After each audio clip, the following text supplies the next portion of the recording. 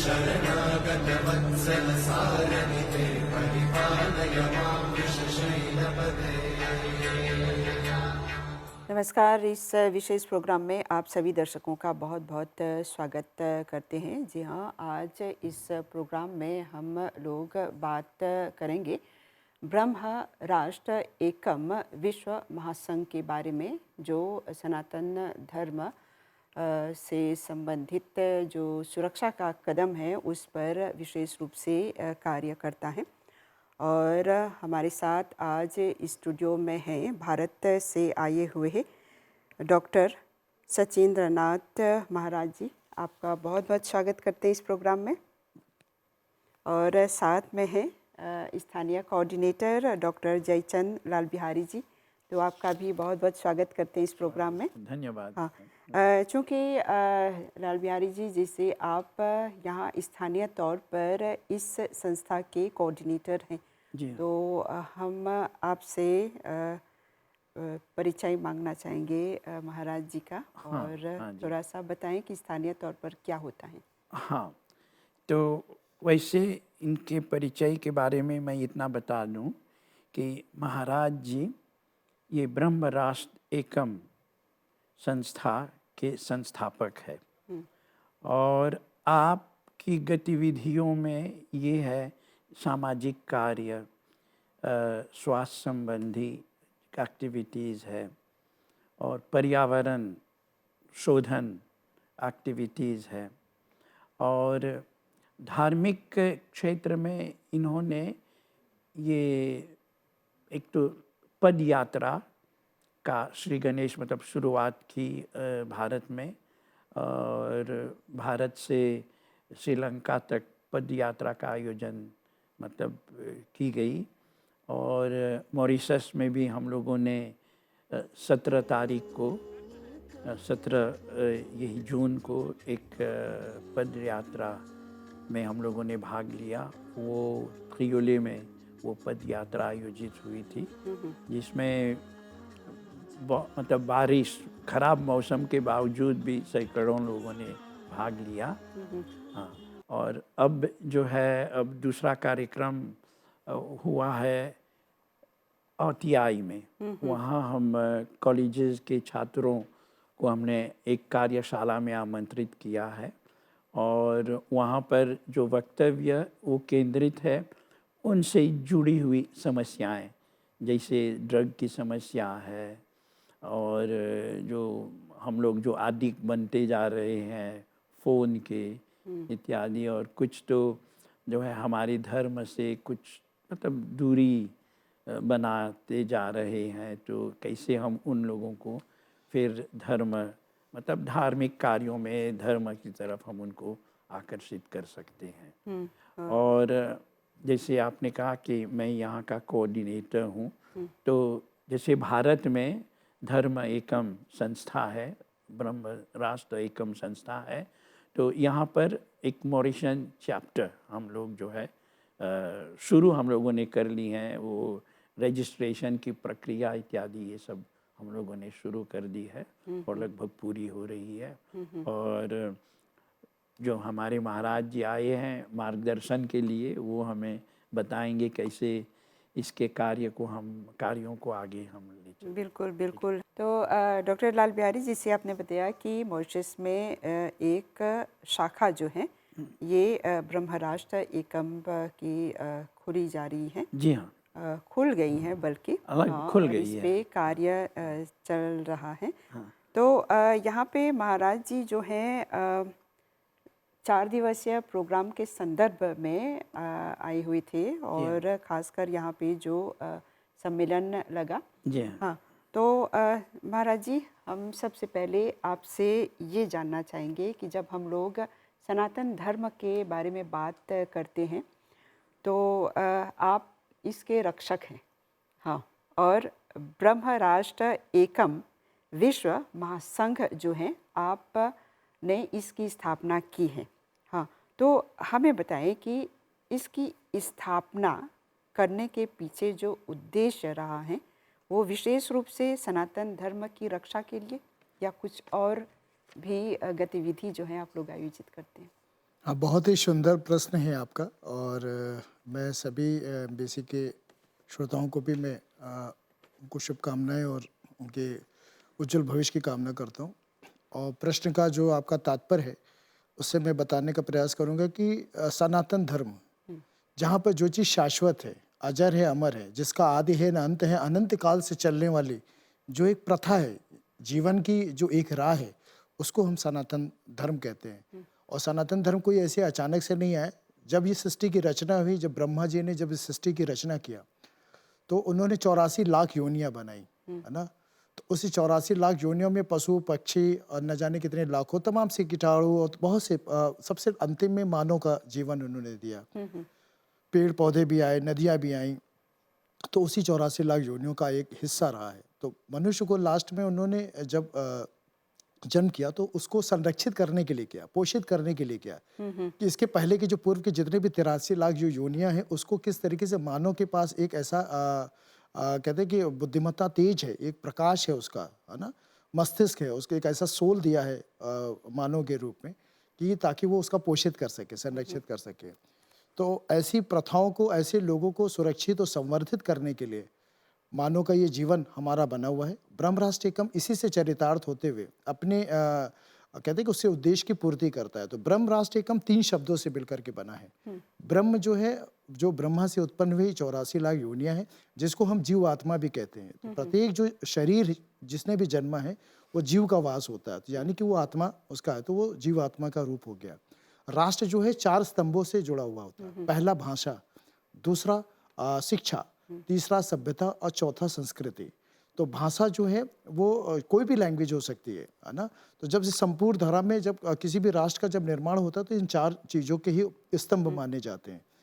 तो ऐसे पूरे ब्रह्मांड में जो भाषा, शिक्षा और सभ्यता अपनी संस्कृति के लिए जाना जाए, ऐसे राष्ट्र को, यानी कि संपूर्ण ब्रह्मांड को, सभी जो जीवात्मा जहाँ वास करते उसको एकीकरण करने की व्यवस्था। एकम मतलब जहाँ पर रंग, रूप, आकार, क्षेत्र, है ना, और पंथ, सभी ऐसे विचारों को जहाँ एक रूप में समायोजित किया जा सके, ऐसी एकता, अखंडता और समानता के सूत्र में बांधने की, सुरक्षित संवर्धित करने की एक जो व्यवस्था है वो ब्रह्म राष्ट्र एकम है। तो अब समझ में आ गया कि ब्रह्म राष्ट्र एकम कर दे क्या। तो सनातन की विचारधाराओं से ओतप्रोत है, उसकी व्यवस्थाओं को वो लेकर के अपने संवर्धन का कार्य कर रही है। तो ब्रह्म राष्ट्र एकम विश्व महासंघ की जब रचना हुई तो हमने देखा कि अभी आज का जो परिवेश है, जिस तरीके से अभी आप देख रहे हैं कि विश्व युद्ध चल रहा है, जहाँ पर चारों तरफ अशांति फैली हुई है, तो ऐसे परिवेश में हम लोगों को क्या है, हमारे जीवन जीने की जो कला थी, सबको, सबके बीच में सद्भावना का एक कहते हैं कि एक हमारा व्यवहार था, हमारा गुण था, हमारा चरित्र था। आज क्या है कि कहीं कोई चरित्र नहीं है, हर आदमी चरित्र की अवमानना कर रहा है, उसका उल्लंघन करता चला जा रहा है, ये मेरा, ये तेरा, और एक दूसरे के वर्चस्व में अपने आप को बढ़ाने की प्रक्रिया में न जाने व्यक्ति अपने आप को इतनी शक्ति का उपार्जन करके अपने आप को, दूसरे को इतना छोटा करने लगा कि वो अंधा हो गया। तो जबकि ऐसा नहीं है, हमारा सनातन धर्म यही सिखाता है कि धर्म शाश्वत है, एक ही है, एक ही व्यवस्था को, एकल व्यवस्था को लेकर के जब हम चलेंगे तो कहीं हमारे अंदर ऊंच नीच के भाव नहीं। दूसरी बात है कि माता पिता एक ही हो सकते हैं। अभी जैसे धर्म की जब बात होती है तो लोग कहते हैं कि न जाने कितने ढेर सारे, हमने हजारों बच्चों पे, लाखों बच्चों पे हम लोगों ने सर्वे करा है। उसमें मैंने देखा कि लगभग 90% ऐसे, 95% ऐसे लोग हैं जो धर्म की जब परिभाषा करते हैं तो अलग अलग विचारधारों को धर्म के रूप में करते हैं। तो धर्म का मतलब कि जिसे आसानी से धारण किया जा सके, इसका शाब्दिक अर्थ है ना। तो धारण जो आसानी से क्या, मतलब जिसमें हम सबकी सहमति हो, सहजता हो, सरलता हो, जिस चीज़ को हम आसानी से धारण करें। तो जैसे जल की प्रकृति होती है, जल की प्रकृति क्या है, जल की प्रकृति है कि हम जिसको आसानी से हम सबको जल पिलाएं, जिसमें अहंकार की भावना ना हो, उसमें कोई भी रंग, रूप, आकार, किसी भी जाति का कोई भी व्यक्ति हो तो वो जल का धारण कर सकता। पेड़ है तो वृक्ष क्या करती, फल हमें देती है, हमें क्या करती, छाया देती है, तो वो कभी किसी का, वो कहते भेद नहीं करती। तो ऐसे भेद रहित हमारी जो सनातन संस्कृति की जो खूबसूरती, आज लोग उसको भूल गए हैं। आज लोग अपने मानसिक विकारों के कारण उनको विचार पंथों में और लेकर के जो चीज़ों को लेकर के चले आ रहे हैं, उसमें अपनी चीज़ों को थोपने का काम कर रहे हैं। तो हमारा कहने का मतलब कि जो हमारी खूबसूरती है, जिसकी अविरल धारा सनातन संस्कृति की लाखों करोड़ों वर्षों से जो चली आ रही है, उस धारा में हम सबको उसका चिंतन मनन करना चाहिए, उसका हमें उपयोग करना चाहिए, उसको अपने जीवन में चरितार्थ करने के लिए अपने जीवन को हमें ऐसे आगे लेकर के चलना है। तो यही पूरा ब्रह्मराष्ट्रकम का एक हमारा उद्देश्य यही है कि हम जब मॉरिशस में आए, जब से अभी आपने बताया कि शाखा का जो इन्होंने किया, तो हम पूरे विश्व में जो एक हमारी जो इस उद्देश्य की जो पूर्ति है हम उसको लोगों के बीच में करें। यहाँ पर हम किसी का क्षेत्र नहीं, किसी की जाति नहीं, किसी का कहते हैं कि कोई पंथ नहीं, कोई विचार नहीं, सारी चीज़ों का एक समावेश करके जब हम अपने चीज़ों को लेके आएंगे तो हम एक सद्भावना संस्कृति की लिए हम आगे बढ़ेंगे और शायद हमको लगता है कि गुणवत्ता भी हम लोग और महाशक्ति के रूप में हम लोग लेकर के आएंगे और सभी को जीने का अधिकार होना चाहिए। जहाँ समरसता की भावना हो, जहाँ सद्भावना की भावना बात करते हो, तो वही हमारा पूरा विश्व ही एक हमारा परिवार के रूप में, जिससे वासुदेव कुटुंबकम की बात हम करते हैं। परिवार कैसे होगा? परिवार में तो सभी, एक माता पिता जब बच्चों को जन्म देता है तो क्या चाहता है कि सभी बच्चे उसके पुष्पित पल्लवित हो। तो ऐसे भाव को चरितार्थ करने के लिए, ऐसे भाव को लेकर के हम ब्रह्मराष्ट्रकम सतत प्रयासरत है। हाँ, तो जैसे ये जो संस्था है, इसकी स्थापना के बारे में अगर हम बात करें हैं तो भारत में कहाँ पे ये इसका जो मुख्यालय है कहाँ पर है? और विभिन्न देशों में जैसे आपने बताया कि आप लोग जाते हैं, सम्मेलन करते हैं, तो कहाँ कहाँ आप लोग हाँ सम्मेलन आयोजित करते हैं? हमने इस ब्रह्मराष्ट्रकम की जो नींव है वो काशी की पूरी दुनिया का सबसे प्राचीन शहर, जहाँ बाबा भोलेनाथ के त्रिशूल पर बसा एक ऐसा प्राचीन शहर, उस नगरी से, उस पावन धाम से ब्रह्मराष्ट्रकम की रचना हुई। और पहला अधिवेशन हम लोगों ने 2020 में किया था, 2021 में। दूसरा अधिवेशन हमने अलग अलग राज्यों में, भारत के अलग अलग राज्यों की जो धर्म नगरी रही है वहाँ पर हमने किया। दूसरा हमने अधिवेशन किया उत्तराखंड में, हरिद्वार में किया।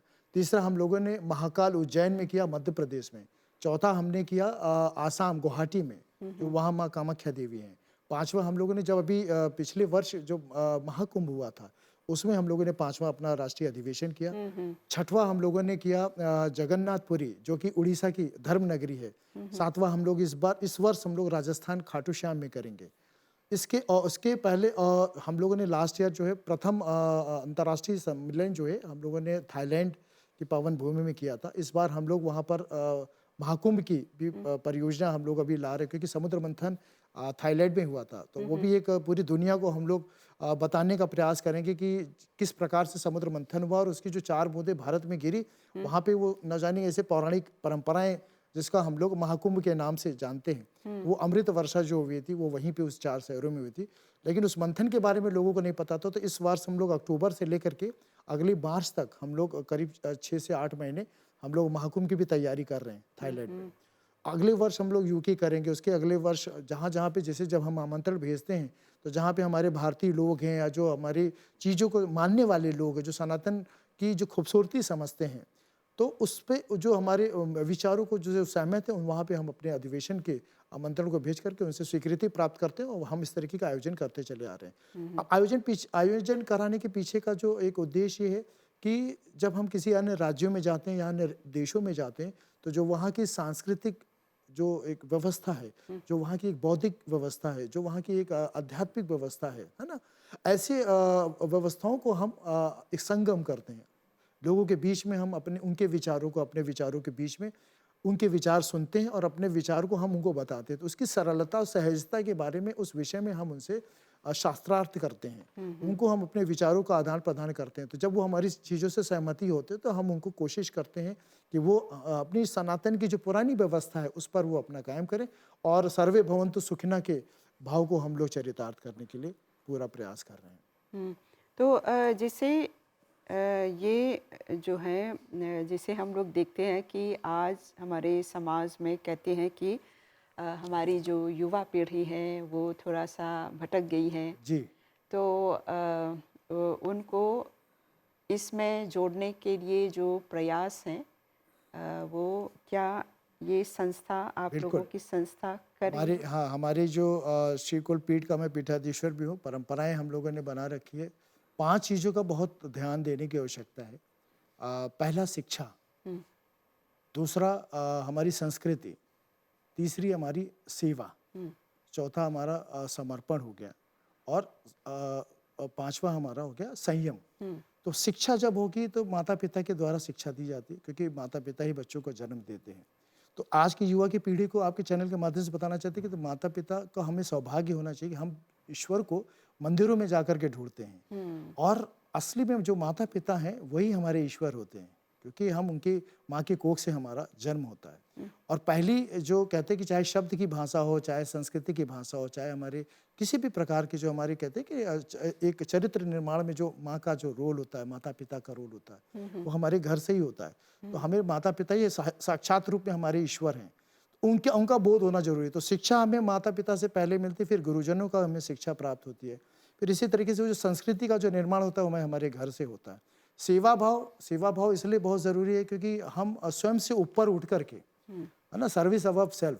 तो उसमें क्या है कि हम जब स्वयं से जब ऊपर उठ जाते हैं, जब मेरे पास हर चीज़ की अधिकता होती है, तो हमें समाज के बीच में देने की प्रक्रिया होनी चाहिए कि किस तरीके से हम समाज में दें ताकि वहाँ का भी उत्थान हो। हर एक व्यक्ति बराबर नहीं हो सकता, कोई किसी न किसी रूप में जहाँ पे किसी को कमियाँ खलती है, तो उस रूप में हमें सेवा भाव में, विनम्रता भाव में, सहजता भाव में हमें उसका सेवा करना चाहिए। तो इस तरीके से हमारा ये हो गया। और समर्पण, आजकल के लोगों में पेशेंस नहीं है ना, और समर्पण की भावना नहीं रह गई है। तो समर्पण होना बहुत ज़रूरी है, क्योंकि जो चीज़ पर्याप्त है, पर्याप्त की भाव हमें होना चाहिए। ये हम युवाओं को उद्देश्य देने के लिए बात कर रहे हैं। और लास्ट में आता है हमारा संयम। तो संयम क्या है, बहुत बड़ा पेशेंस का रूप होता है। आज की डेट में क्या है कि जब बच्चे ज़्यादा उच्च शिक्षा प्राप्त कर लेते तो माता पिता को जवाब देने के लिए तैयार हो जाते हैं। अब उन दोनों में बहुत भेद है। एक माता पिता जिसने जन्म दिया, जो आपको हर पग पग पर आपको आपकी कहते हैं कि आपकी सुरक्षा किया, आपको संवर्धित करने का बड़ा विशेष कार्य किया। और वही बालक जब उस ज्ञान कहता है कि आप तो हाई स्कूल हो गए और मैं पीएचडी कर लिया, तो डिग्री का यहाँ माने नहीं रखता। माता पिता की जो पग पग का जो पालन है, जो पोषण है, वो हमारे चरित्र निर्माण की बहुत विशेष भूमिका अदा करता है। तो जिस व्यक्ति के अंदर संयमता नहीं होगी, जिस व्यक्ति के अंदर पेशेंस नहीं होगा, वो व्यक्ति कभी भी महान नहीं हो सकता। तो ये 5 ऐसी चीज़ें हैं जिससे हम अपने आचरण, अपने गुणों को हम शुद्धिकरण करके हम अपने जीवन को धन्य धान्य से परिपूर्ण कर सकते हैं। तो ये 5 चीज़ें युवाओं को आज की डेट में करें। तो अच्छा, दूसरी बात यह है कि अब क्या है कि लोग आजकल नशों के तरफ ज़्यादा भागने लगे। कहते हैं कि किसी भी चीज़ की अधिकता, नशा भी करना है तो भक्ति का करो। नशा आप ऐसे क्यों करते हो कि जो आप अपने शरीर को, अपनी मानसिक चेतना को आप ध्वस्त करते हो। आप अगर मान लीजिए कि आप मदिरा का आपने सेवन किया, तो मदिरा क्या करती है, आपके शरीर को खोखला करती है ना, हमारे अंग्स को कहीं ना कहीं वो डिफेक्ट करती है। तो हम ऐसी चीज का सेवन ही क्यों करें कि जो हमारे शरीर को, क्योंकि ये दिव्यता, जो शरीर की जो दिव्यता है वो हमें प्रभु से प्राप्त है। प्रभु की चेतना के माध्यम से हमारे माता पिता की वजह से हमें ये काया हमें मिली। ये काया तो ये नष्ट होनी है एक दिन, लेकिन हम इसको नष्ट अपने कारण ही अगर हम कर लें तो वो होना नहीं चाहिए। तो नशा हमको करना है तो भक्ति का नशा करें, जिससे हम किसी का नुकसान नहीं करते। जब हम भक्ति करते हैं तो जैसे मीराबाई है, तमाम से ऐसे लोग हैं, प्रभु चैतन्य दास है, प्रभुपाद हैं जो इस्कॉन के वो थे। तो जब आप ऐसी भक्ति करते तो पूरी दुनिया में आप एक आदर्शवादिता का एक चित्र प्रस्तुत करते, उदाहरण प्रस्तुत करते हैं।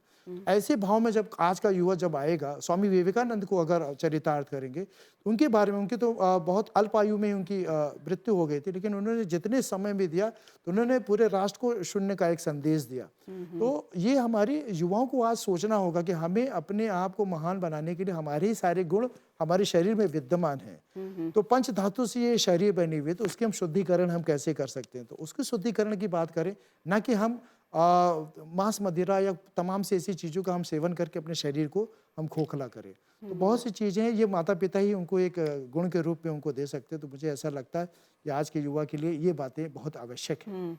और जैसे हम कहते हैं वासुदेव कुटुम्बकम, हाँ, जैसे कहते हैं कि ये दुनिया जो है हम परिवार, हाँ, हमारा परिवार है जी। और जब हम देखते हैं कि अभी जो है भारत के प्रधानमंत्री भी जहाँ भी जाते हैं अपना संदेश जब देते हैं तो इस पे विशेष रूप से बल देते हैं। हाँ, तो थोड़ा सा बताएं कि आपका ये जो राष्ट्र हाँ ये संघ है, तो ये किस तरह से इसको अपनाता है, चरितार्थ करता है।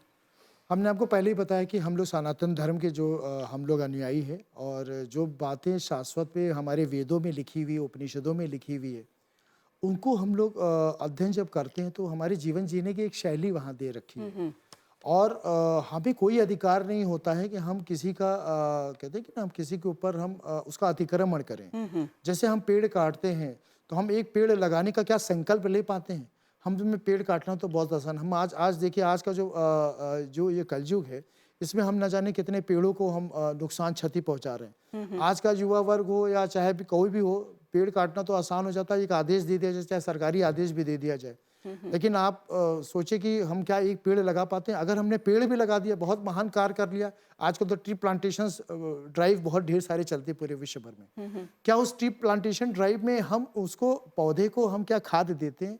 क्या हम उनको पानी देते हैं? क्या हमारे माता पिता ने हमको एक बार जन्म देने के बाद हमको क्या उन्होंने भोजन बार बार दिया कि हम इस तरह बड़े हो गए और अपने ज्ञान की जो शैली है वो हम उसका धारा प्रवाह बोल रहे हैं? क्या अगर वो हमें भोजन नहीं देते, हमारा पोषण नहीं करते, तो क्या हमारी हमारी जो अपब्रिंगिंग्स होती है वो ऐसे होती? क्या नहीं हो पाती। तो इसी तरीके से किसी भी पेड़ पौधे का जो पर्यावरण संरक्षण की जब हम बात करते हैं, तो पेड़ भी जब तक हम उसमें खाद और पानी नहीं डालेंगे, तब तक वो नरिशमेंट उसका नहीं होगा। इसी तरीके से हमारा पूरा विश्व है। पूरे विश्व में क्या है कि जब हम अपनी विचारधारा को लेकर चलते हैं, जहाँ सरलता की बात करते हैं, जहाँ सद्भावना की बात करते हैं, जहाँ समानता की बात करते हैं, कोई ऊंच नीच नहीं है, कोई रंग रूप नहीं है, कोई आकार नहीं है, सब भगवान के बनाए हुए एक जैसे लोग हैं। क्योंकि हर एक व्यक्ति में समानता क्या है? हमारे भगवान ने हम लोगों को 2 आंखें दी है, नाक कान, जिस चीज के लिए जो प्रयोग के लिए दिया वो सभी के पास है। कोई यहाँ अलग नहीं है, कोई बड़ा छोटा नहीं है। अपने ज्ञान के प्रताप के बल से हो सकता है कि थोड़ा सा वो ज्ञानी हो सकता है, लेकिन कोई जरूरी नहीं कि वो जो ज्ञानी होगा व्यक्ति, उसके अंदर भी कोई आदर्शवादिता होगी। ज्ञान का दूसरा रूप अहंकार भी होता है ना? तो हमको इस तरीके से इस भाव को भी ध्यान देना कि हमें अपने चरित्र को किस तरीके से गुणवान बनाना है। चरित्र को जब तक हम गुणवान नहीं बनाएंगे, तब तक हम समाज को सुदृढ़ीकरण नहीं कर पाएंगे, उसकी सहजता नहीं। तो ये पूरा वासुदेव कुटुंबकम का जो पार्ट है कि हम इस पूरे ब्रह्मांड में हर एक व्यक्ति को हम लोग पूरे विश्व को एक परिवार के रूप में हम लोग समझते हैं, उसको मानते हैं और पूजते हैं।